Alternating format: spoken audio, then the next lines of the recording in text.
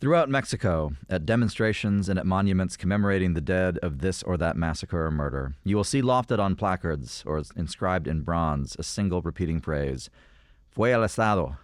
It was the state. It is the cry of a people who know exactly who and what is responsible for their misery. It was the state.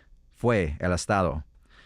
They write it on the monument in the Zócalo to the 1968 Tlatelolco massacre, in which the Mexican army massacred Mexican students. They write it on the posters in the Glorieta, which has become an informal monument in Mexico City to the thousands upon thousands of desaparecidos, the disappeared ones, across the stricken country. They write it on their banners when they protest the murder of 43 students of Ayotzinapa, who in 2014 had the misfortune to accidentally commandeer a bus that was part of a drug-running operation carrying a huge cargo toward the U.S. border. The narcos called in local law enforcement and army to kill them all and, as far as anyone can guess, burn the bodies to ashes. The Mexicans have no compunction in saying Fue el Estado, nor should we. Those of us who live in relative safety, which is not to say out of cartel reach because the cartels are in every American community now, ought to possess the same basic courage of the ordinary Mexican. When we enumerate the threat of Mexico to America now, we must remember it was and is the state. And that is from the forthcoming book, The Hard Country, by me. I'm Joshua Treviño, and this is The Hard Country.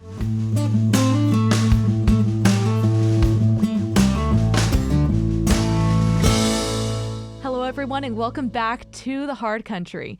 You may have noticed that excerpt was written by our own Joshua Treviño from his new book, The Hard Country, The Mexican Crisis and America's Answers. So we're going to be discussing chapter 1 of that book today, but first, you may notice that I may look and sound a little bit different than what you're used to. So my name is Ariana Guajardo. I'm here on the film team at the Texas Public Policy Foundation. I actually grew up on the southern border in the Mission-McAllen area, only 15 minutes away from the border. And since my time here at the foundation, I've had the opportunity to work on several videos and many documentaries that highlight the crisis at the border, as well as other issues that we face in America due to Mexican corruption. And I'm excited to be joining you here today. So let's begin. Josh, welcome to your own show. Ariana, well, no, thank you. and it's your show as well. And, I just want to say, your roots in South Texas are so interesting because we are both part of the Nuevo Santander colonization and the descendants. I was going to say, me being here today felt a little bit like nepotism since we're like eighth cousins. We are. We found that out. Yeah. No, it's true. I guess for the sake of the audience here, and this is very common for Mexican Americans in South Texas, we have common ancestors. There's a Garza common ancestor. There's a Treviño common ancestor. There's probably more if we were to dig in deeper. But it's our ancestors are probably living next door to each other in Spain at some point too.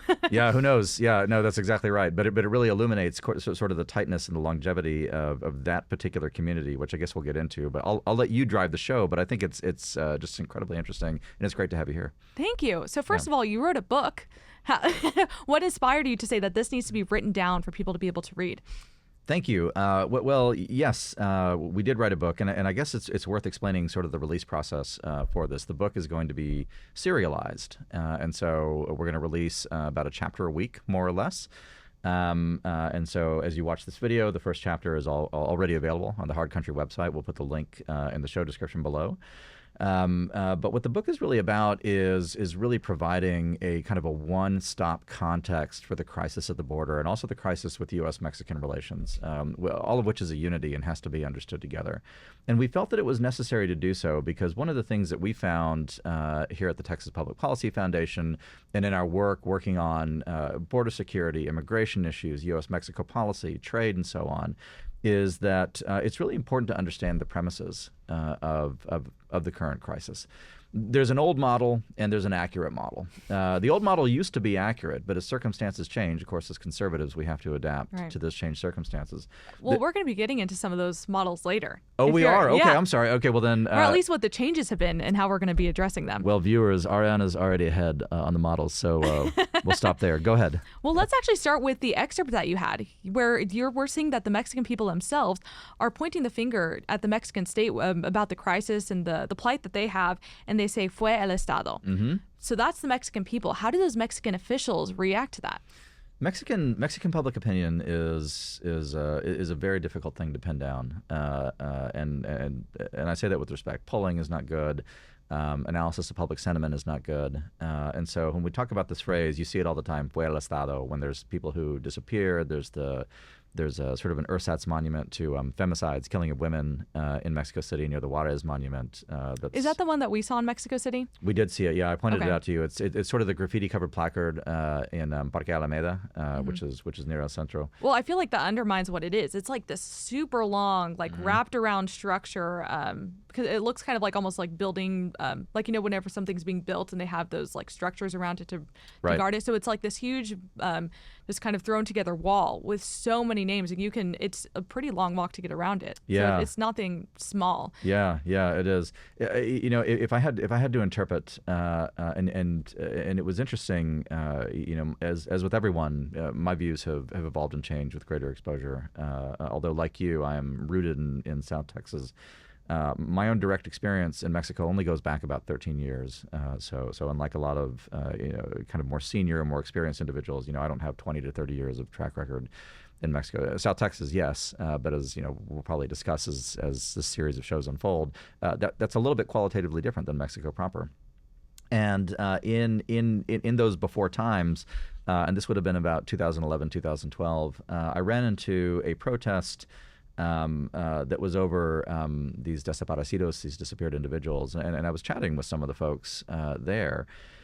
And one of the women said something very interesting to me. She was carrying a photograph of a loved one who had disappeared, likely dead, unfortunately. And she said, "You're so lucky to have a government you can trust." And in candor, I shouldn't have. At first, I treated it as a joke. I'm like, "Oh yeah, believe me, lady, I don't trust the government at all."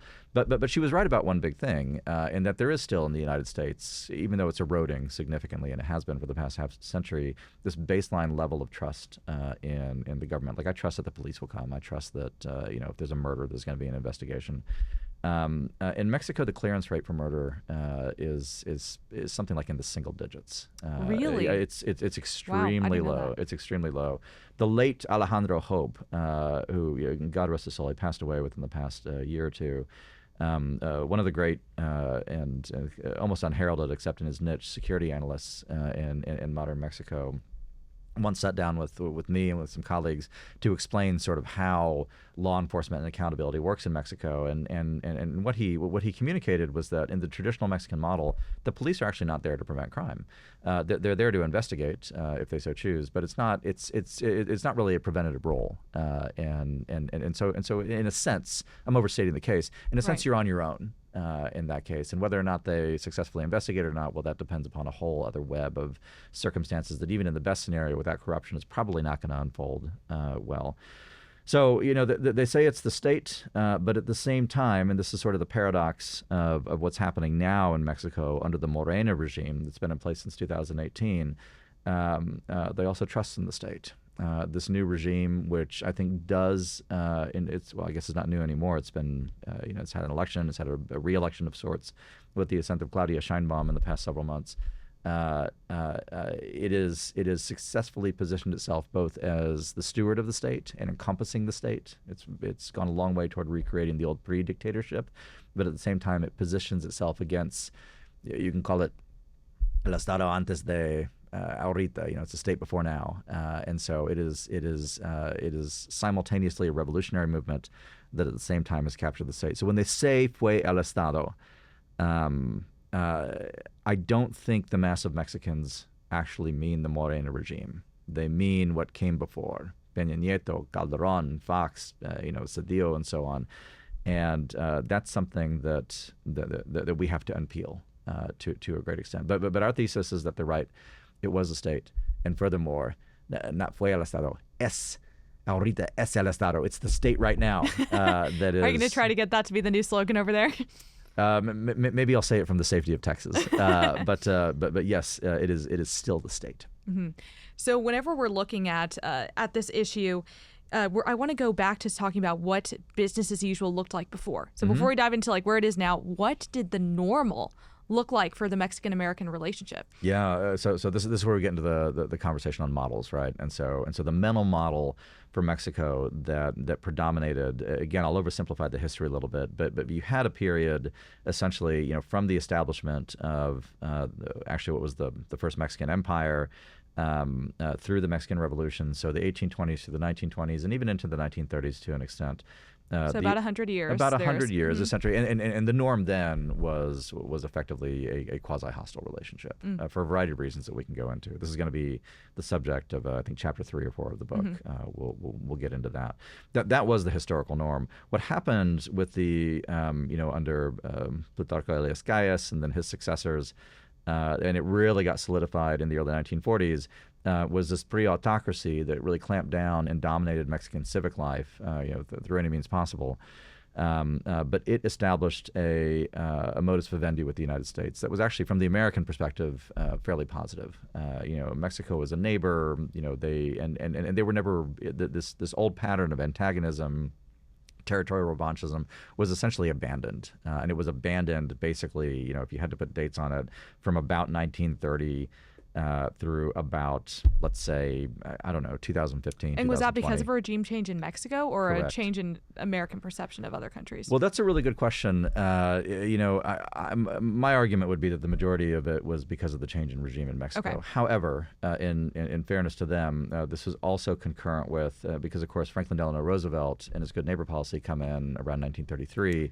Gotcha. So those are happening side by side. They're happening side by side, and there's this belief, and this is the era in which you have a lot of, this is the Second World War era, in which a lot of international institutions are being set up. And so in the Western Hemisphere, we have the Rio Treaty, we have the establishment of the Organization of American States, and we have this belief that the United States is we had the Monroe Doctrine without saying we had the Monroe Doctrine, that the U.S. would be essentially the hemispheric hegemonic power.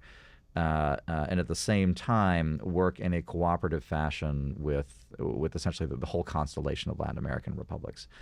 And it was I would say a noble fiction that worked as long as the Latin American republics themselves worked. But in the modern era, they don't. And so our argument is that what we're seeing now, especially since about 2006 and really accelerating since 2018, is a reversion to the historical norm. What we can look at is with this period of general peace between the U.S. and Mexico that lasted for almost a century, it's gone, and what is replacing it, unfortunately, I say this with great regret, is something very much that looks like the previous 19th century relationship, which is much more anarchic, much more violent. So whenever we're examining Mexico as Americans, you rightly, I think, point out in the book that it's kind of hard for us to be able to do that as foreigners and really be able to have that good understanding. Yeah. But I do want to also point out that whenever we're looking at it, you're definitely not coming at it from any sort of like bigoted sort of way, because we would both agree that would be like wrong to look down on that. Yeah. And especially I would want to point out that Mexican Josh in Mexico is a whole different guy than the Policy Foundation guy we really? see. Okay. Oh yeah, like whenever last time we were in Mexico City, it just seemed like you're on the top of the world, like not just because of the elevation, but just excited to be there, to see the new culture. But the reason I point that out is you recognize that there's a difference between Mexicans and how they view their relationship to their government and Americans and how we view our cultural identity and also our relationship to the government. And so you wrote in your book, quote, "Mexico is not the United States with Spanish speakers strewn about." And then going back to this historical context where things are changing, you also you talk about how Americans start to view Mexico and other nations. So you put, quote, "This optimism in the post-Cold War Western framework was born of the idea of man as a creature of the markets rather than of history." Yeah. So can you explain a little bit about why Americans are tempted to view Mexico in that way and I guess correct some of our framework? I think that's 2 or 3 questions in one. Let's start with I'll try and unpack them. what happened in this post-Cold War framework that made us see Mexico that way. I'll rewind a little bit further than that. Ulysses Grant in his memoirs actually has one of the most. So every American should read Grant's memoirs. So I encourage you to go get it because it's very good. But he's got a couple chapters at the beginning, and they're disappointingly short, about his experience in the Mexican War. He was part of Winfield Scott's army that conducted the Mexico City campaign, along with American heroes like Robert E. Lee, for example. And so they did this. And he's got a very interesting passage in his memoirs in which he says that I'm paraphrasing here. I'm sorry, this is not an exact quote, but he basically says that in his opinion, there was nothing wrong with the individual Mexican soldier. There was nothing wrong with the individual Mexican who earned his personal respect on the battlefield, which is saying a lot for Grant. But the weakness in the Mexican state, the weakness in the Mexican war effort was entirely in the leadership. It was entirely in the elites who totally mismanaged a defense of their own nation and thereby lost the war. And I think about that a lot because I think the analysis still applies. And this actually gets to your question as to why Americans tend to think of Mexico as the U.S. with Spanish speakers and don't perceive some fun food, but don't perceive the very profound and real historical and cultural differences that we tend to have. And the reality is, and obviously I'm biased. You're probably biased too in this respect. Mexicans in the United States do pretty well. There are notable exceptions, but on the aggregate, if you had to choose an ethnicity that actually assimilates fairly well into kind of Anglo-American norms, it's us, right? Like we actually, setting aside the strangeness of South Texas, which we can talk about, which I would say is almost its own thing in history and civic culture. And so I think Americans see that, and Americans have become very accustomed to sort of a broad Hispanic presence. It's not really the subject of the book, but a broad Hispanic presence in the United States, and we're used to it. We're accustomed to it. It doesn't strike us as especially alien in a variety of ways. And so what we do is we mentally map that onto what's happening in Mexico, which is a mistake. Mexico is not the United States. Mexico, as Mexico, possesses its own distinct culture, its own distinct history, and it's not even one culture and history. It's a multiplicity. It's far more heterogeneous than the U.S. is in many ways. And so when we approach it, one of the imperatives, and we have this imperative as policy professionals, we have it as historians, we have it as people, is to approach them on their terms as they understand themselves. And there's a right way and a wrong way to do it. The wrong way to do it is to assume that we must apologize for it, to launch this apologetics. You see this a lot in academia. These kind of brain dead individuals who are like, well, the Palestinians had to launch the October 7th massacre because it's the imperative. You shouldn't go there. And I certainly, as the book unfolds, offer no apologies for the excesses and the poor decisions of the Mexican state, of Mexican civil society in many cases, which have resulted in truly horrific outcomes. But what we can do is we can still understand and charity. And the charitable explanation, I think, when we talk about the mass of ordinary Mexicans, which again is an oversimplification, is that they are people who have persisted and done extraordinary things despite every regime that has ever ruled over them. There's the old, I know you're a very trad Catholic, so you'll appreciate the joke. There's the old, you might correct me on this, but there's the old joke that that the church is true because 2,000 years of bishops' efforts to destroy it have failed. Yep. That is. I think that's a pretty good proof right there. It's a pretty good proof right there. Yeah. Well. Yeah. Right. So sorry. I apologize to a bishop out there who's watching. But that is. I think that actually applies to the Mexican nation as well in a different way. Right. But the reason that I bring up this distinction that we're looking at between Mexicans and Americans is because it kind of highlights the way that their leaders and officials talk about America and America's contribution. Because whenever we can point out, you have a problem in your country whenever there's cartels that are integrating themselves into your government, that are ruining people's lives, this is an actual issue. Right. And the Mexican state, as you point out in your book, is pretty, instead of, admitting that, we have the power to change this as a state, they'll say it's America's fault. And I think one part you even mentioned, like, well, if America stopped giving us guns, we wouldn't have this problem at all. Right. So it's interesting, and you use this word a couple of times, that there's this idea of victimhood that comes out of that. Where does that idea come from? In the United States, we exist in an Anglo-American classical liberal context. And that entails a variety of things, including I'd say an internalization of responsibility. Again, like a podcast is not the right place to examine this in depth. Although I'm happy to if you have a few hours, but I'll save it for my Tucker appearance. Okay. But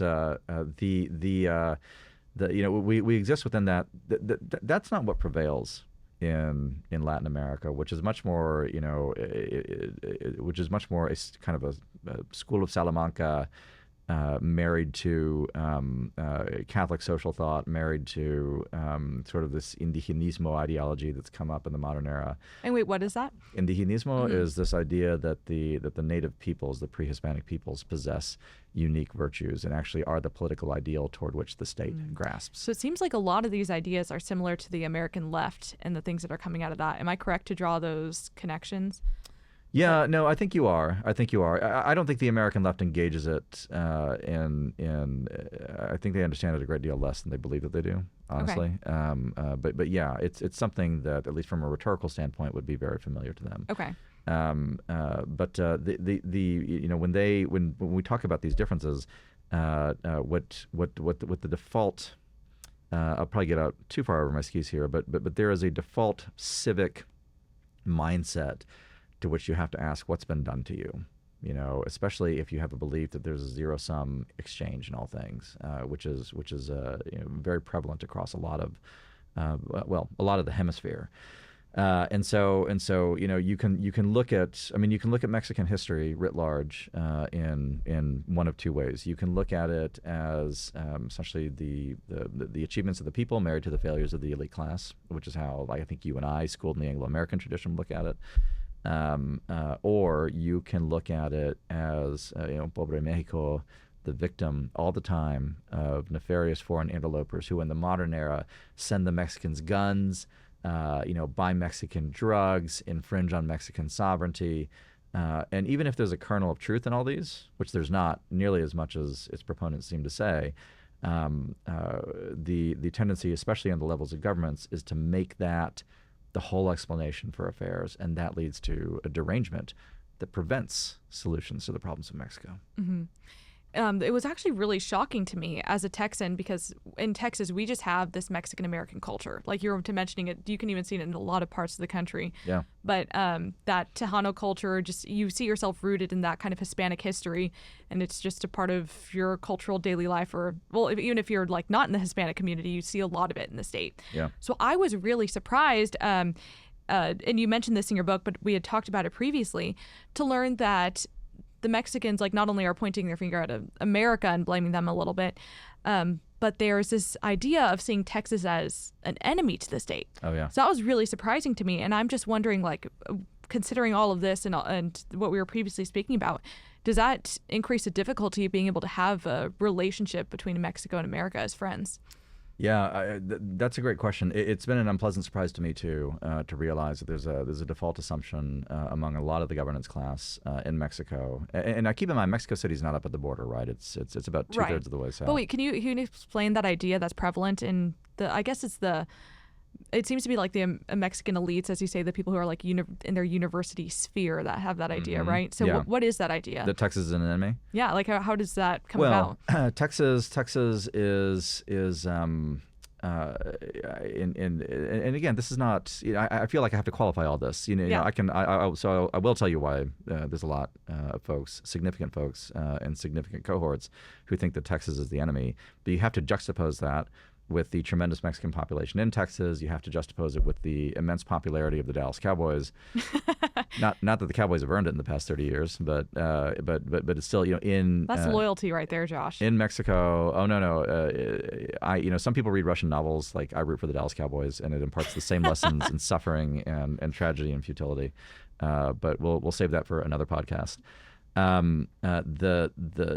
There is this belief that Texas, because of its role and because of its sort of incepting what is seen as the mid-19th century breakup of the Mexican nation, is uniquely inimical to Mexicans. Now, in fairness to them, in the 20th century, the state of Texas itself had one particular facet to it that was uniquely disgraceful in the institutionalization of racial bigotry against Mexican Americans and Mexicans in the state of Texas. And there's a very interesting chapter of kind of Texas-Mexico relations in the 1940s, where essentially Mexico, I won't go too in-depth into it, but Mexico is setting up the framework for what becomes the Bracero program, which is a guest worker program sending Mexicans to the United States. And the Mexicans are going to exclude the state of Texas from this program. They tell the U.S. federal government that they don't want to send Mexicans to Texas because of racial bigotry against Mexicans, which was real at the time. And the Texas legislature, some alert viewer, I think this is the 1943 session, actually passes this. It's not a bill, but it's like a resolution declaring that as far as the state of Texas is concerned, Mexicans are white. And that it's not really a blow for racial justice. I mean, especially given the framing. But but that's that's sort of the tenor of the now the Mexicans accept this, by the way, because they're every iniquitous societal tendency that you can ascribe to the U.S. and history of Mexico possesses in spades, and likely still does. So we see this, and this perception continues to resonate, and it finds new life now, I think for reasons that don't reflect well on Mexican power holders, when the state of Texas takes many of the measures that it has, especially under Governor Greg Abbott, which we support, by the way. We're foursquare behind the governor in this, to protect the Texas southern border, protect the international border with Mexico. And that gets interpreted through this lens, especially with the Morenista regime, as Texas back to its old tricks, opposing us, infringing on our sovereignty, insulting us, making us feel like we're inferior, which is not Texas' intent at all, actually, because I can tell you firsthand, Texas office holders don't think that way, and they shouldn't. But it's a very easy go-to that, again, plays into a victimhood narrative that has been instrumentalized for almost 2 centuries to absolve the Mexican ruling class of their own fault for their misgovernance of their country. Mm-hmm.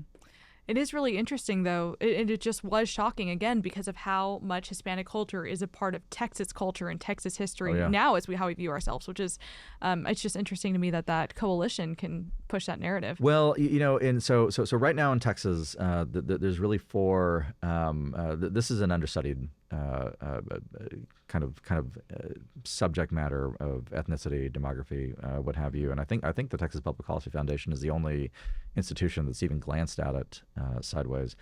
But in Texas, if you talk about a Hispanic population in Texas, I won't use Latino out of spite toward the Los Angeles Times, and there's no such thing as a Chicano, so we'll pass it over in silence. I'm so glad we're on the same page. We are on this. the same page. We are Mexican Americans, Ariana. That is it. But Hispanic is a good demonym, pardon me, for the larger group. Mm-hmm. There's 4 major populations. There's the El Paso population, which is really part of the New Mexico colonization. Texas only has El Paso because it was a consolation prize from the Congress in 1850 that Texas would have part of the old New Mexico road, the Camino Real. See, I'm fine with that because I like being able to say we have everything in Texas. We even have mountains in Texas. We even have mountains. That's true. I guess we wouldn't have that except for the New Mexico territory. But it's culturally, it's culturally quite distinct. You do have the San Antonio area settlement, which is mostly Canary Islanders, which was concurrent 1730s-ish with the settlement of Nacogdoches, and which is not really much of a descending class of Mexican Americans there. And then you have the area that we're from, which is the largest cohort, which is the Nuevo Santander. The fourth, yeah, right, yeah, exactly. I mean, the 4th cohort is I would say modern migrants who come from a variety of places, and they're Houston, Dallas, Austin, places like that. But the reason, to your point, Ariana, the reason that we see this integration with local culture is because we've been here longer than the Anglo-Texans have. Your ancestors and mine, which are the same people, came in the 1750s, and they have been there. They've been in the same place ever since. So, right. A lot of my ancestry is like in the Rio, actually like the Rio Roma area. And they've been just ranching there forever. Both sides kind of on the border. So, forever. Right. Yeah. So all which is to say that there is in the modern day, there's a qualitative difference with a local culture that, although running parallel to and not really of the dominant Anglo-American culture, is nevertheless very rooted, very conscious of itself in that sense. I'm sure you saw that growing up. Mm-hmm. It's not uncommon to talk to people who say, "Oh, we used to have this porción, like this portion of land." I can tell you there was one of my favorite moments in the past 2 years was talking with an elderly landowner outside of Roma who told me at length that his ancestors built the purple Guerra house in the Roma Plaza. And I was able to tell him, that's very nice. My ancestor built the Ramirez house that's across the street from it, which is like a South Texas checkmate. Wow, essentially, okay. Yeah, which is pretty cool. And so we do think of it as part of Texas, an organic part, because it has been from the start. But what that also means And I promise you I won't filibuster further on this, although I'd love to. But what that also means is that when we think about, this is also an understudied section of history. You and I call ourselves, Mexican Americans. Our families were Mexican for about 20 years, maybe. That's it. They were Spanish for over a century before that, maybe up to 300 years before that, depending.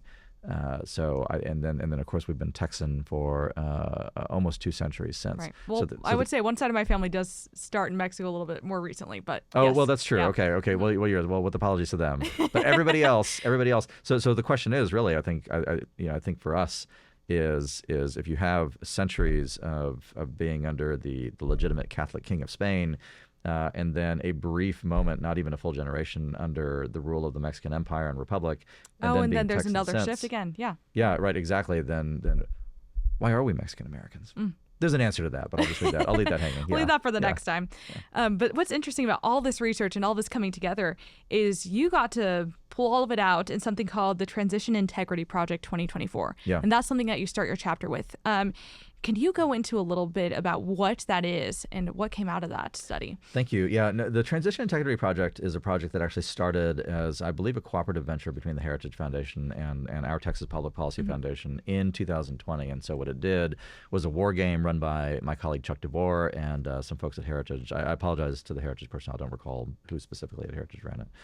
But Chuck DeVore on our side ran it, and it really had great utility because what it did is the function of a war game, a well-run war game, is actually to explore scenarios, and as you explore scenarios, see what responses are within them. And so they ran one in 2020 that accurately predicted a lot of what happened post-election in 2020.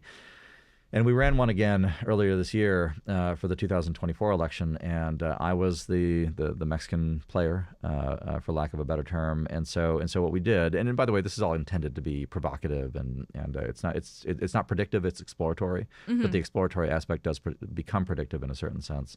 We pushed the limits. I was in my role as Presidenta Claudia Sheinbaum. I invited in the Chinese and the Russians, which actually has happened in the real world, and we gave the cartels full reign. We flooded the United States with, trafficked people, fentanyl, everything else. Did everything short of essentially going to war and reconquering the cession of the Treaty of Guadalupe Hidalgo. And what was interesting to me was 2 things. One is that to generate that outcome, I actually didn't have to go that far beyond existing policy and rhetoric. Which I think is revelatory. The other part of it, though, is that, and I think this 100% mirrors the real world response, especially under the Biden regime, is that we couldn't get a reaction out of the Americans. We could literally have in the war game, Chinese troops operating drones, which in candor may actually be happening right now in the real world. And the response was effectively inertia, because this mental model of Mexico as a partner is so incredibly strong. And that I think is a worthwhile caution for policymakers in whatever administration takes power in January 2025. And it seems like this is kind of setting up the rest of your book to continue to explore that idea of what Mexico is, and what we need to do as Americans, and how we should actually be able to react knowing these things in mind. So something else that I just kind of want to conclude with is something that you kind of already touched on. So as a Catholic, a huge thing that stood out to me in this book was when you were noting that the Catholic Church has continued to exist somewhat despite of bad actors within the church at times. Yeah. But just noting how long Mexico has been around and how it's continued to endure because of those people, and you put, quote, despite the efforts of the ruling class. And then in fact you end up noting, someday perhaps there will be a Mexican state that deserves the Mexicans. But as the need for this book attests, that is not today.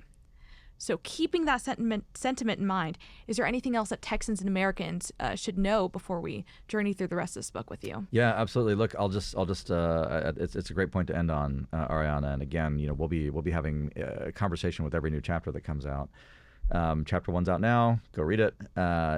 Mexico's a great nation. It is. We're going to say a lot of hard things about Mexico, and as the book unfolds, you're going to see we're going to prescribe a lot of hard policies from the American side that hold the Mexican regime to account.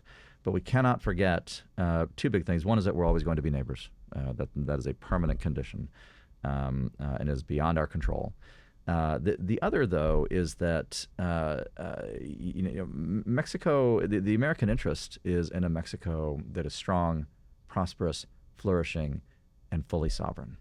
It really is. Now, the Mexican regime will say they want the same thing. They don't, which is why they operate hand in glove with cartels, among other bad actors. But I would not arrogate to ourselves the presumption that we have their best interests at heart, because properly we have our own interests at heart as Texans and Americans. As we ought to. As we ought to. Yeah, that's exactly right. And in the realm of policy, that's all we can do. But I would say that the reality is that from an objective standpoint, if you are a Mexican who loves your country, then there is a sense in which you have to hope that our agenda succeeds on the America side. And I'll close with this. In private, Mexicans will tell you the same thing. Well, thank you so much. I'm really excited to be diving into the rest of the book. For everyone, this has been an episode of The Hard Country. We will see you soon.